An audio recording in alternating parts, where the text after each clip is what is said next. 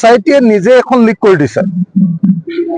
দিছে, SIT-য়ে নিজে এখন লিক কৰি দিছে।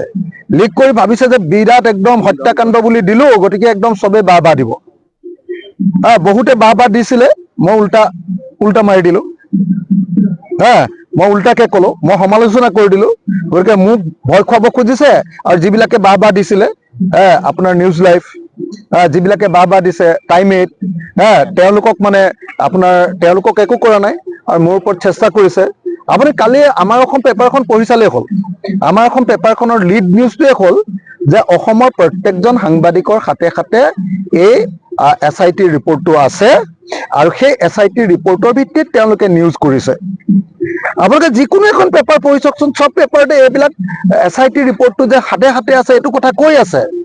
ND24-এ এইটোৰ ওপৰত প্ৰথম দিনাই টক শ্ব' পাতি দিলে, NK TV-য়েও টক শ্ব' পাতি দিলে, হয় নে নহয়? চবৰ হাততে আছে। কিন্তু এটা কথা আছে নহয়, অসমীয়াত নহয়, এইটো বাংলাতে আছে, যত দোষ নন্দ ঘোষ। অসমত যিমান গণ্ডগোল হ'ব তাৰ কাৰণে জগৰীয়া অখিল গগৈ। গতিকে মোকে ধৰিছে, মোক ধৰাটো ইমান উজু কথা নহয়।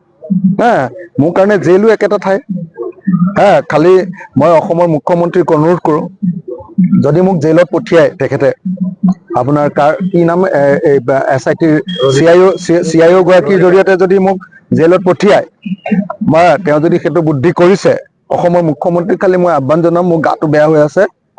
যেনেকে মানে আপোনাৰ শ্যাম কানু মহন্তক মেট্ৰেছ দিছে, মোকো যেন এখন মেট্ৰেছ দিয়ে।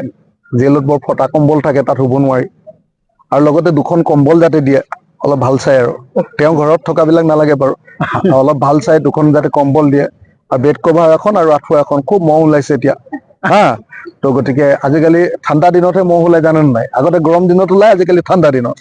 সেইকাৰণে মই অসমৰ মুখ্যমন্ত্ৰীক খালি আহ্বান জনাইছো যে তেখেতে মোক 2খন ব্লেংকেট, 2খন লাগিব দেই, মোৰ একদম জ্বৰ। আপোনালোকে দেখিছে না, মই একদম ঘামি আছো।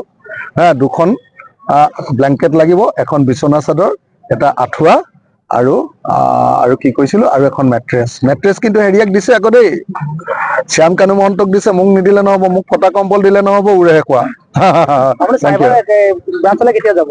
যেতিয়া মাতে মই আহিছো। সেইকাৰণে মোক নাপাব, যে মই শিৱসাগৰত আছিলো, মোক নাপাবৰ কাৰণে মই ঘৰলৈ আহিছো। আজি নটিচ আহিলে আজিয়ে যাম, কাইলৈ নটিচ আহিলে কাইলৈ যাম, আৰু ফোন কৰিলে মানে এতিয়াই যামেই, আৰু চিধা আপোনালোকক লগত লৈ গুচি যাম। আপুনি অধিবক্তাৰ লগত কথা পাতিছেনে? কিমান কঠোৰ ধৰা লগাইছে?